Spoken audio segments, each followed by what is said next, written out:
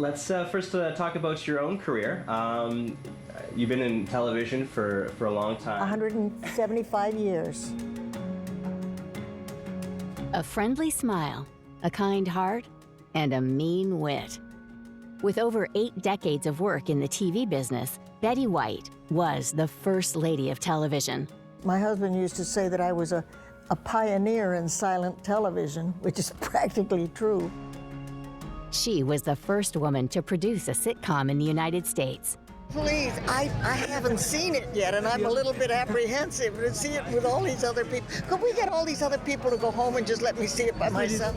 She became the first woman to receive the Daytime Emmy Award for Outstanding Game Show Host. But for many, it was her role as Rose Nyland in the mega-hit sitcom Golden Girls that cemented her place in their hearts. I tell you, we don't speak to her on the set. We just don't, because she They are jealous. They are jealous. I do get all the best lines. Get all the we best have the lines. best time. Fabulous. Oh, it was a joy. Her sad passing, just 2 weeks before her 100th birthday, on New Year's Eve 2021, made celebrations bittersweet. But if anyone has a life worth celebrating, it is the incredible Betty White. Thank you, darling. Thank you.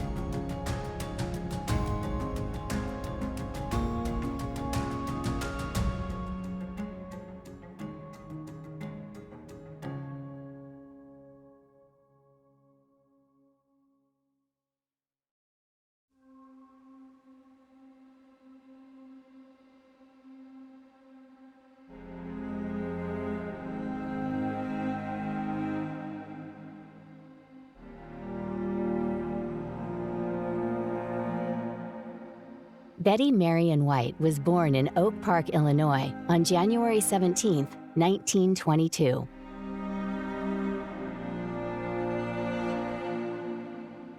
She stated that Betty was her legal name and not a shortened version of Elizabeth. She was the only child of Kristin Tess, a homemaker, and Horace Logan White, a lighting company executive from Michigan. Her paternal grandfather was Danish, and her maternal grandfather was Greek, with her other roots being English and Welsh.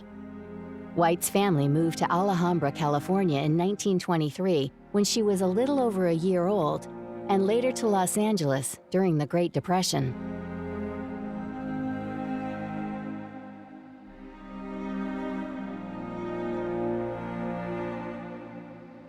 To make extra money, her father built crystal radios and sold them wherever he could. Since it was the height of the Depression and hardly anyone had a sizable income, he would trade the radios in exchange for other goods, including dogs on some occasions. An early root of what would become a lifelong passion for animals.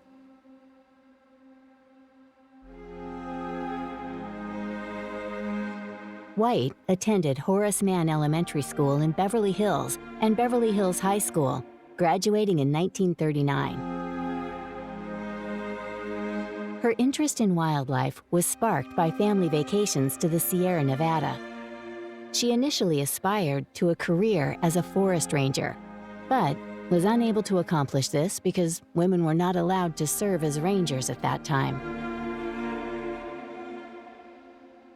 Instead, White pursued an interest in writing. She wrote and played the lead in a graduation play at Horace Mann School and discovered her interest in performing. Inspired by her idols, Jeanette MacDonald and Nelson Eddy, she decided to pursue a career as an actress.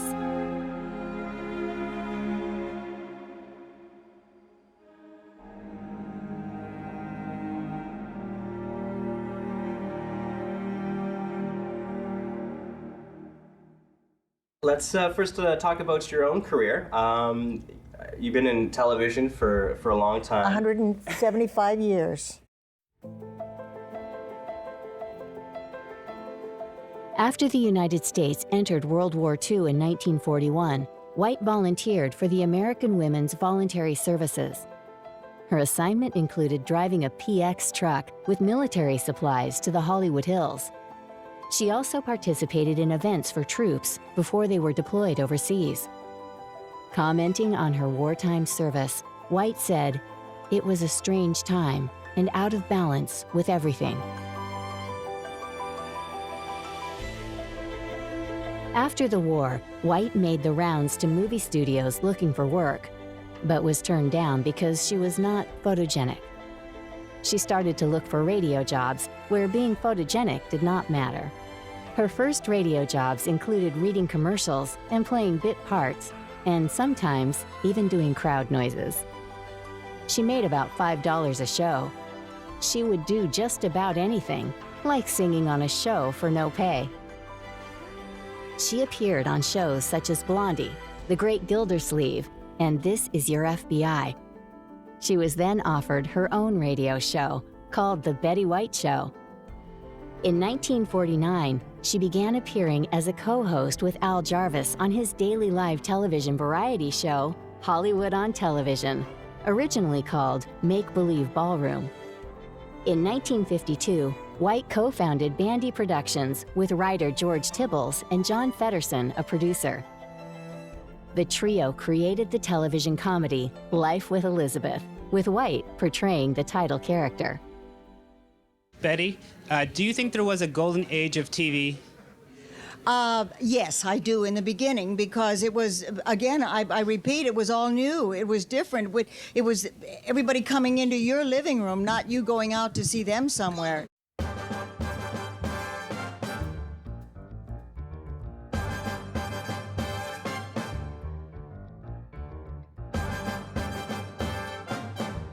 From 1952 to 1954, White hosted and produced her own daily talk variety show, The Betty White Show. It's time to say hello again and start our show again and sing a song or two for all of you. Hi. And happy Monday to you. I hope this is a very extra special Monday for you, as it is for us, because today is Wish Day. And that's always extra good news for us. Like her sitcom, she had creative control over the series and was able to hire a female director. In a first for American network variety television, her show featured an African-American performer. But the show faced criticism for the inclusion of tap dancer Arthur Duncan as a regular cast member.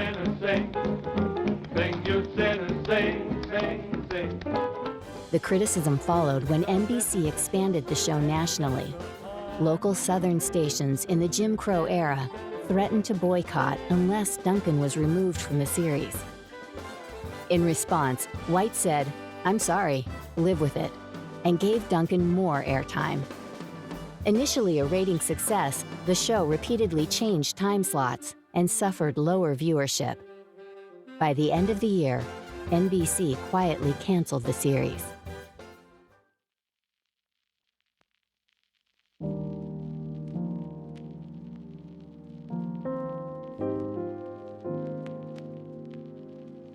By the 1960s, White was a staple of network game shows and talk shows, including both Jack Paar and later Johnny Carson's era of The Tonight Show. She made many appearances on the hit Password Show as a celebrity guest from 1961 through 1975. White made frequent game show appearances on What's My Line, To Tell the Truth, I've Got a Secret, Match Game, and Pyramid. In 1963, she married the host of Password, Alan Ludden. And now the special feature of our program, the appearance of our mystery challenger, for which my friends on the panel are, as always, blindfolded. Are those blindfolds in place, panel? Yes, John. Yes, sir. Good. Will you enter mystery challenger and sign in, please?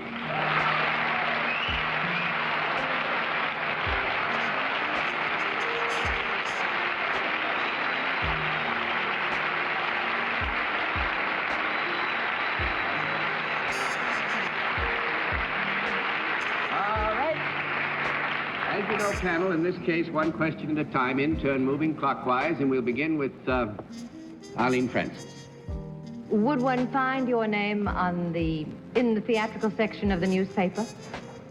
Yes. Jolly good. But Ludden wasn't her first husband. While volunteering with the American Women's Voluntary Services, White met her first husband, Dick Barker, a United States Army Air Force's P-38 pilot. After the war, the couple married and moved to Bell Center, Ohio, where Barker owned a chicken farm. He wanted to embrace a simpler life, but White did not enjoy this. They returned to Los Angeles and divorced within a year. In 1947, she married Lane Allen, a Hollywood talent agent. They divorced in 1949 because he wanted a family, but she wanted a career rather than children. On June 14, 1963, White married television host and personality Alan Ludden, whom she met on his game show Password as a celebrity guest in 1961. And her legal name was changed to Betty White Ludden. He proposed to White at least twice before she accepted.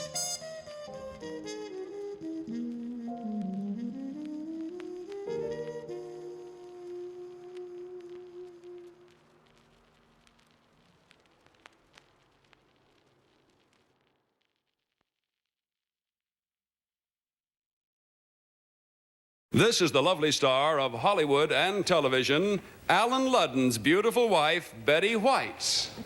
Thank you. And this is my partner, Robert Ware from Indianapolis, Indiana. And now, here's your host on Password, Alan Ludden.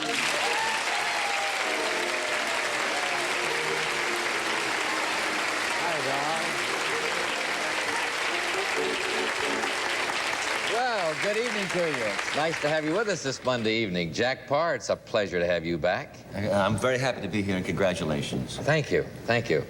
Hello, Betty. Hello, Alan. What are your plans for the summer, Betty? Well, I'm going to do some...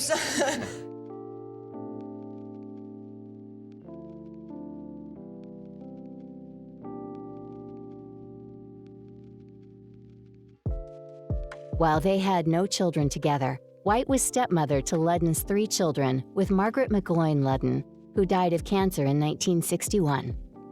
Tragically, Alan Ludden died from stomach cancer on June 9, 1981, in Los Angeles. White never remarried. When asked the reason for this in an interview with Larry King, White responded by saying, "Once you've had the best, who needs the rest?" When asked by James Lipton on Inside the Actor's Studio that should heaven exist, what would she like God to say to her when she walked through the pearly gates? White replied, "Come on in, Betty. Here's Alan." I think I've been around so long. I mean, I think my husband used to say that I was a pioneer in silent television, which is practically true.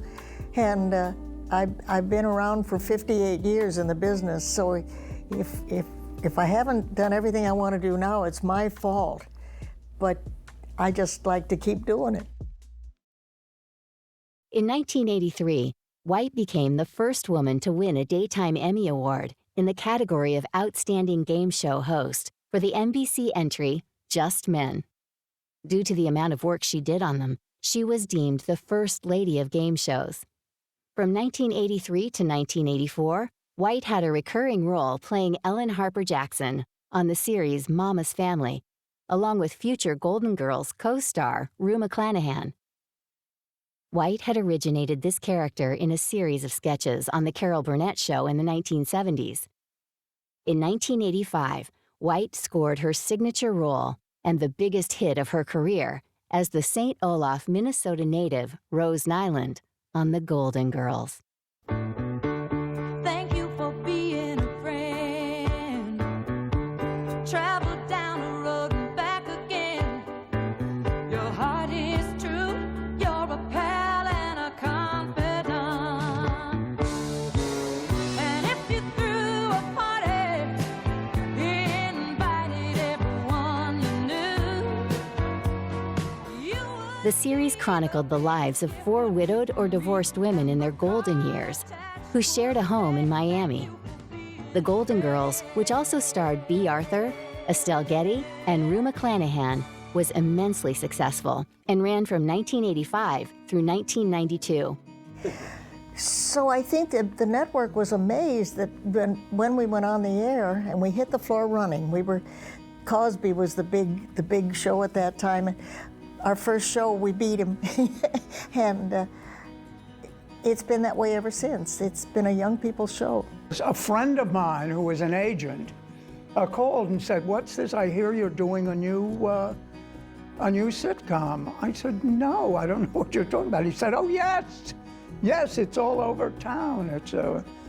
I found out later that the cast list came out and it said Dorothy, a B. Arthur type, which I thought was, but I was one of the last people they called. You know, I think they auditioned a lot of people, whether they thought I wouldn't do it or whether they didn't think I was right for the part. I don't know, but wow, did that turn out to be something. White won an Emmy Award for Outstanding Actress in a Comedy Series for the first season of The Golden Girls, and was nominated in that category every year of the show's run. Getty was also nominated every year, but in the Supporting Actress category. It was so exciting to be nominated, all of us together. It would have been painful if one was left out. But the fact that everybody was nominated, we had our party when the nominations came out. But I just thought maybe David wasn't reading properly tonight, and I can't believe that this child is at least going to be able to stay at my house for a little while. How would Rose respond to winning such an award from her peers? Well, back in Minneapolis, we have a thing called Long and Holden that looks very much like this. It's for the largest salmon catch in the winter. And last question is, how would you describe the success of Golden Girls? Why do you think it's become so successful? Because thanks to these wonderful people behind me, it's funny, and it also hits true. It's character comedy. It isn't just joke comedy. It's a privilege to do those kinds of words. I know it's those kinds of words. Betty, you have had a long and great career. What's the best thing for you in terms of your personal success? My personal success is the fact that at this end of a career, I mean, after as many years as have gone by, to have something like this happen and work every day with people who are not only so proficient, but such great gals. So it's, you don't get any better than And this. what's the toughest thing? The toughest thing is having to go back and kiss those girls and say that I wish we each had one of these. Well, first of all, to show elderly women who are clean and well-groomed and sexually active. I mean, I thought it was fabulous. You know, you never see elderly women pictured that way. Of course, I must say though, in the first episode, it didn't even dawn on me that we were older. I just thought it was so brilliantly written. So funny, you know. And I think the relationship between the mother and daughter is one of the great comedic duos ever. I really mean it. I don't know how they dreamed it up. Not just the love-hate thing, but the difference in size and the whole. My God, even I remember one of my favorite, you don't mind if I talk about myself? Absolutely not. One of my favorite episodes was when Sophia entered the two of us in a mother-daughter beauty contest at Shady Pines. And for the talent section, we did I Got You, Babe, you know, Sonny and Cher. I remember we even had, our costume lady was the best. There's never been anybody like her. She had Sophia in a little furry jacket with a mustache and I had hair down to my navel, you know, and it was just fabulous, fabulous. Oh, it was a joy.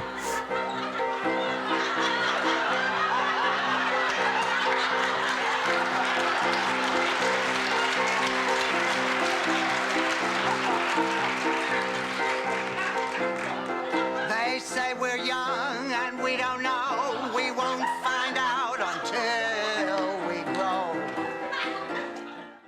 White had a strained relationship with her Golden Girls co-star, B. Arthur, on and off the set of their television show, commenting that Arthur was not fond of me, and she found me a pain in the neck sometimes.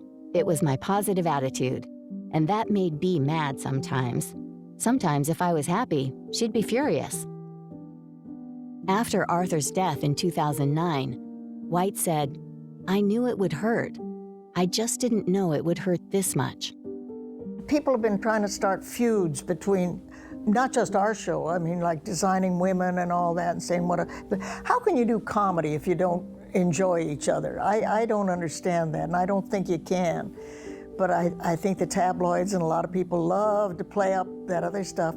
Where with us, we had such a good time that a scene would be finished. Let's say we're playing a scene around the kitchen table, and we'd finish the scene, and where usually on other shows you'll go back to your dressing room or something between scenes. We just sit there and gab and gas and have a wonderful time. And on blocking day or taping day, the mics, were all around. So one day we were sitting there and went on gossiping, and then Rue said, I just think I better tell you, I'm leaving my husband.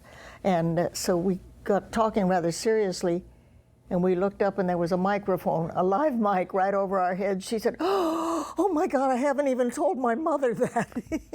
Well, Rue and I were, of course, my God, we were together for 5 years. It was such an ideal arrangement because we had a director, Terry Hughes, and the writing staff.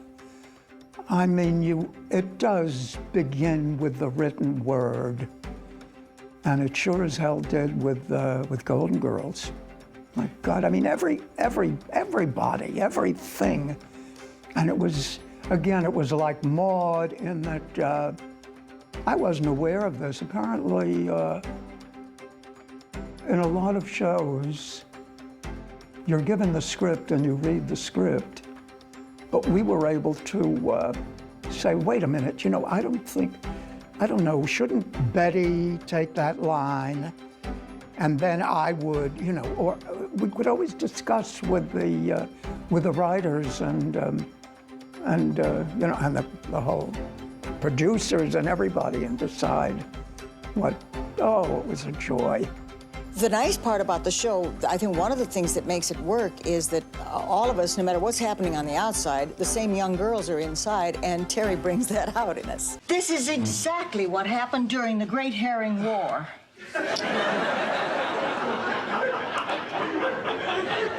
The Great Herring War? Yes, between the Lindstroms and the Johanssons. Oh, that Great Herring War. The two families control the most fertile herring waters off the coast of Norway, so naturally it seemed like it would be in their best interest to band together. Oh, boy, was that a mistake. You see, they couldn't agree on what to do with the herring. Oh, well, that's understandable. I mean, the possibilities are overwhelming. Exactly. The Johanssons wanted to pickle the herring, and the Lindstroms wanted to train him for the circus. Despite their differences, The Golden Girls was a positive experience for both actresses, and they had great mutual respect for the show, their roles, and the achievements made as an ensemble cast. Arthur would often insist on waiting to leave for lunch until all four had finished their work and could leave together. White was originally offered the role of Blanche in The Golden Girls, and Rue McClanahan was offered the role of Rose, the two characters being similar to roles they had played in Mary Tyler Moore and Maude, respectively. Jay Sandrich, the director of the pilot, suggested that since they had played similar roles in the past, they should switch roles, Rue McClanahan later said in a documentary on the series. White originally had doubts about her ability to play Rose, until Sandrich explained to her that Rose was terminally naive. White says, if you told Rose you were so hungry you could eat a horse, she'd call the ASPCA. You are nominated tonight, aren't you? Yes, which is amazing. After our third season, Bea and Rue and I are thrilled to death. it's very funny, you know, what's happening with the Golden Girls besides being a wonderful show. And is that both for the Emmys and the Golden Globes and all the awards, you three are nominated, and sometimes one wins and sometimes another. And how do you all take that? Well, you can't separate us. We're the four of us are sort of joined at the hip, you know. So if whoever gets to take the little guy home is very lucky, but it's a vote for everybody. Not that we're going to take anything home tonight, but just the nomination is, after 3 seasons, you don't expect that anymore, and it's wonderful. Is the show still happy for you? Are you still happy with it? We're worrying now. We've only 4 more shows to do before we finish the season this year, and we're already worrying about what are we going to do without each other. But we'll stay in touch all summer. I tell you, we don't speak to her on the set. We just don't, because They are jealous. They are jealous. I do get all the best lines. We have the best time, and the 4 of us are as different. You know how different we are on the show? Well, the 4 of us in reality are just that different. It's like east, west, north, and south. Absolutely. Maybe that's why we love each other. I don't know. You know that in this country we have senior citizens' homes, you know, people where people come for retirement or for whatever reason, and they don't allow people to cohabitate. And I always wondered why. Nobody's going to become pregnant in one of those homes. Does that mean they don't allow them to live together? They don't allow them. That's right. People can't go into to see people of the opposite sex. Isn't that terrible? Because old people like sex, and they have sex, and young people think that they don't, but they do. The Golden Girls ended in 1992 after Arthur announced her decision to depart the series. I wasn't really looking for anything. I mean, my God, I'm an old lady. I've been in the business almost 60 years. All I knew was I want to leave and make it mean something. And I dealt with another Canadian, your Leslie Nielsen. No, it was a nice feeling leaving at the top. White, McClanahan, and Getty reprised their roles as Rose, Blanche, and Sophia in the spin-off, The Golden Palace. The series was short-lived, lasting only 1 season. You and your co-stars, what was your reaction when you first heard that Estelle had contracted? We didn't hear about it. We knew about it. The last season with Estelle, she was having terrible problems, remembering lines and things that were not like her. And so we were kind of watching it happen, and it hurts.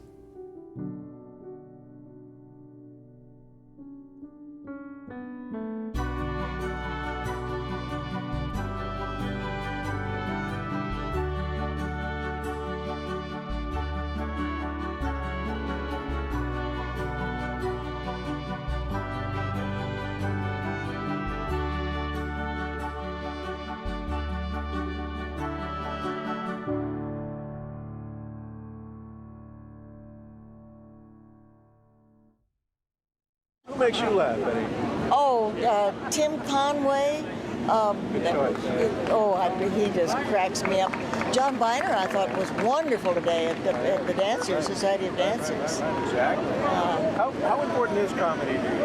Oh, very. I mean, I was an only child, and there wasn't a straight man in the house. You know, my dad would bring stories home, so we always had a lot of fun. Very good. How are you, Betty? Congratulations. Very funny movie, and you were great. You made the movie. Oh, please. I haven't seen it yet, and I'm a little bit apprehensive to see it with all these other people. Could we get all these other people to go home and just let me see it by myself? Personal screening room at the El Capitan. Is that all right? So tell me, who do you play? Tell us. I'm this neighbor from hell. This woman who minds Steve Martin's business, and I'm politically incorrect to the nth degree. I say some outrageous things, but it's so over the top you can't possibly get mad at it. And there were a lot of controversial jokes in the film, and I'm sure you know what I'm talking about. How did you decide what was offensive but funny enough to get over the top? Well, if you don't take it seriously, if you take, it's got to be honest within the character, with this terrible neighbor, within her character. She doesn't know she's being offensive because that's what she thinks. But hopefully it's so over the top that it'll make fun of the people who talk and think that way. Did you ever think that you'd work in a movie with Steve Martin and Queen Latifah at the same time? No, I never did, but boy, did I luck in. You had fun, didn't you? I sure did. Well, thank you very much, and you were great. Thanks. Good luck. In 2009, White starred in the romantic comedy The Proposal alongside Sandra Bullock and Ryan Reynolds. Oh, she's a Grandma Annie. She's Ryan Reynolds' grandma, but she's not a bad gal, and she's not a silly. She wants to get these two people together, and she doesn't care what extent she has to go to make it happen, you know. But it's fun. Thank you, Doug. Also in 2009, the candy company Mars Incorporated launched a global campaign for their Snickers bar. The campaign's slogan was, "You're not you when you're hungry." White appeared alongside Abe Vigoda in the company's advertisement for the candy during the 2010 Super Bowl XLIV in the 2010 Super Bowl 44. The advertisement became very popular and won the top spot on the Super Bowl ad meter. Mike, come on! Mike, what is your deal, man? Come on, man. You've been riding me all day. Mike, you're playing like Betty White out there. That's not what your girlfriend said. Baby! Whoa. That's not quite right. Use Snickers. Better? Better. In June 2010, White took on the role of Elka Ostrovsky, the house caretaker on TV Land's original sitcom, Hot in Cleveland, along with Valerie Bertinelli, Jane Leaves, and Wendy Malick. Hot in Cleveland was TV Land's first attempt at a first-run scripted comedy. White was only meant to appear in the pilot of the show, but was asked to stay on for the entire series. In 2010, Betty White read a bedtime story to local children at sleepbetter.org's event to benefit the Bedtime Stories Project, held at the California Science Center on May 26th in Los Angeles, California. This celebration today, I've been a busy person in the LA area for 63 years. And no, I didn't mean that. But I couldn't keep up the schedule I do without a really, snatching as many good hours of sleep as I possibly can. And as Dan mentioned, the secret to a good night's sleep is developing a sort of a bedtime ritual, and that is important. For me, I like to cozy up in bed with my golden retriever, Pontiac, and a good book. How many of you like to do that too? Hi. Well, we're not, yes, good. We're not alone. One of my favorite bedtime stories has always been Goodnight Moon, and I happen to have it here. And I'd like to read it. In the great green room, there was a telephone and a red balloon and a picture of the cow jumping over the moon. And there were 3 little bears sitting on chairs, and there were 2 little kittens and a pair of mittens, and a little toy house, and a young mouse, and a comb, and a brush, and a bowl of mush, and a quiet old lady who was whispering, "Hush." White also starred in the Hallmark Hall of Fame presentation, The Lost Valentine, on January 30th, 2011. And from 2012 to 2014, White hosted and executive produced Betty White's Off Their Rockers, in which senior citizens play practical jokes on the younger generation. For this show, she received 3 Emmy nominations. A Betty White calendar for 2011 was published in late 2010. The calendar features photos from White's career and with various animals. She also launched her own clothing line on July 22, 2010, which features shirts with her face on them. All proceeds go to various animal charities she supported.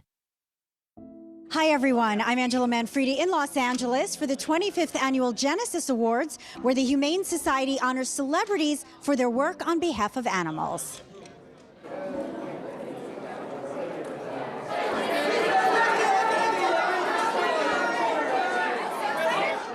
It means that I'm able to talk about a project and a cause that I love, and it's wonderful to have the opportunity to talk about something that I care so much about, which is the fact that elephants are now in danger and black rhinos are in danger. And there's a wonderful organization, the Sheldrick Wildlife Trust, that is helping them and taking care of the orphans that are orphaned by poaching. You know, when we're in the entertainment business and media, we all have this spotlight, and this is an award show where they're throwing the spotlight back onto people, saying, "Hey, thanks for using some of your light to shine onto problems that, you know, a lot of people aren't really looking at," and that's great. So hopefully it motivates other people to want to stand up and use their power and their light to help people and animals that are less fortunate. Down here. Betty, why did you want to be part of this event tonight? Well, I'm such an animal lover, an animal nut, that I've been coming to these for a lot of years, and we're always very mindful of Gretchen Weiler, of course, at this event. And I just thought it would be nice to come and celebrate and say thank you for the people who really try to help the animal cause by handling animals properly on film. You have loved animals for many, many years. You've been an advocate. Everybody says, you know, when did you start, when did your animal love you? In the womb. My mother and dad they were just as bad as I was, or as good, whatever. Now, this is the 25th anniversary of the Yes. Genesis Awards. What would you like to see happen in the next 25 years for animal issues? Oh, I would like to see us we get something accomplished and then the other side keeps trying to undo it again, like with the wolves, for example. We fought so hard and the wolves were almost down to extinction, and we finally got them protected, and now they're trying to take that protection away. Please don't. We really need all the diversity and different species we possibly can have and appreciate them.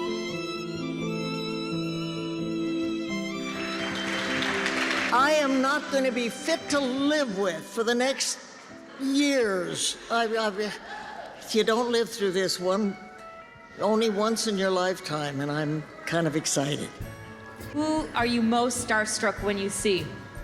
I've never met him, but Robert Redford is my standard answer to anything. And, well, I tell you, very close to the very top of that is one Sandra Bullock. She's the epitome of what a movie star should be. She's not only gorgeous and talented, but she's the most down-to-earth human being. I just can't say enough about her. Thank you. Do you think people know how much fun you have doing what you do? Well, it's such a blessing. First of all, you're so thrilled. You know, you keep thinking they're going to get the wrong number, and oh no, we didn't mean you for the life achievement. We meant you. But I've been scared to death about this evening for a long, ever since I heard about it. But I didn't realize it would be quite like this tonight. This is unbelievable. Thank you. Got this slit up the side of your dress. I don't know if anybody noticed that. Did you kind of plan that like that? Did you notice your dress? What? That little slit. Don't you have a little slit up the side? Yeah, that.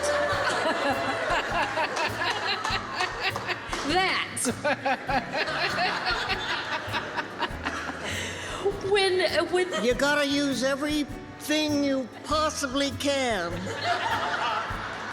If you look back over your very illustrious career, is there any moment or two that stands out other than tonight that you can just say, wow, I remember that moment? Probably the first night I ever did the Mary Tyler Moore show.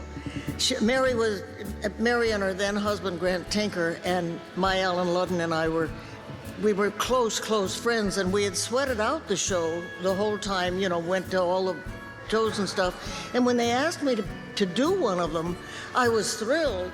So we did it that night, and after the show that night, Alan Burns and Jim Brooks, the creators, came to me and said, "We've got an idea for another script. I think you'll be back soon." That was exciting because that was such a breakthrough for me. Thank you. White's success continued in 2012 with her first Grammy Award for Best Spoken Word Recording for her bestseller, If You Ask Me. On February 15, 2015, White made her final appearance on Saturday Night Live when she attended the 40th anniversary special. She participated in the Californians sketch alongside members of the current SNL cast members, as well as Bill Hader, Taylor Swift, and Kerry Washington. In the memorable sketch, White ends up kissing Bradley Cooper.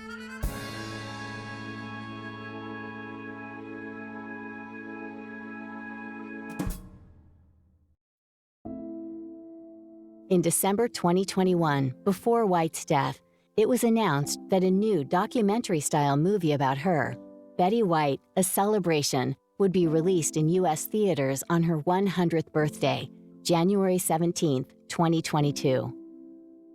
It featured a cast of friends, including Ryan Reynolds, Tina Fey, Robert Redford, Lin-Manuel Miranda, Clint Eastwood, Morgan Freeman, Jay Leno, Carol Burnett, Craig Ferguson, Jimmy Kimmel, Valerie Bertinelli, James Corden, Wendy Malick, and Jennifer Love Hewitt.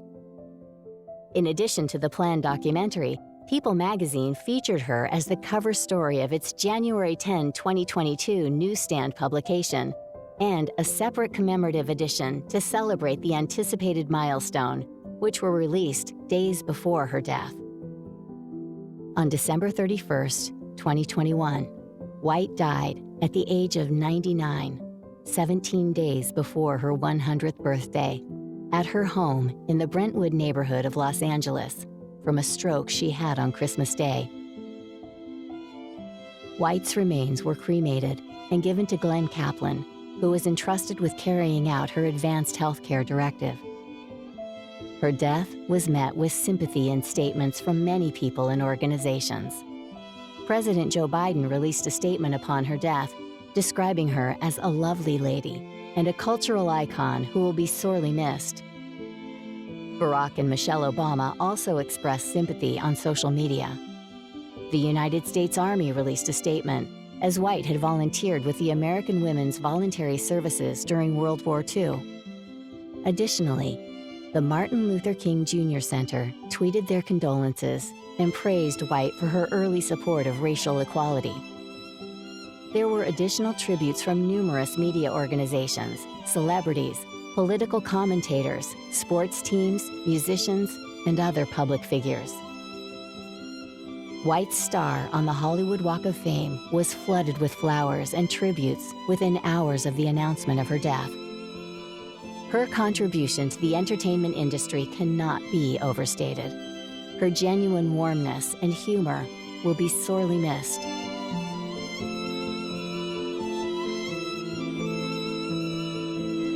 Betty White, thank you for being a friend to so many. Thank you, darling. Thank you.